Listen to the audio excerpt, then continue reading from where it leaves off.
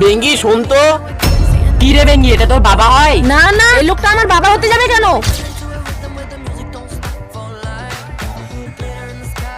বেঙ্গি মা। আরে এ তো সত্যি সত্যি বেঙ্গির বাবা হয়।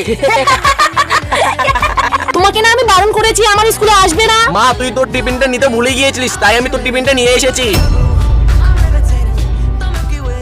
বেঙ্গি তো রাজমিস্ত্রির মেয়ে। ছোট লোক কোথাকার।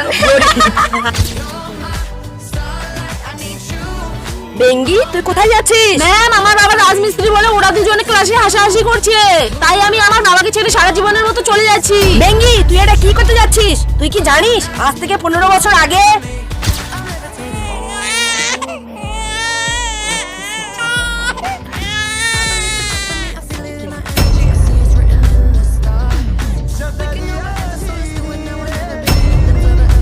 যে ব্যক্তি নাকি পবিত্র পাথরটা দেখে ভিডিওটাকে একটি লাইক করে চ্যানেলকে সাবস্ক্রাইব করবে এবং ভিডিওটা তার বন্ধুদের কাছে শেয়ার করবে, আপনি তাকে মৃত্যুবরণ করার আগে একবার হলো হজ করার তৌফিক দান করুন। সবাই কমেন্টে বললো আমিন।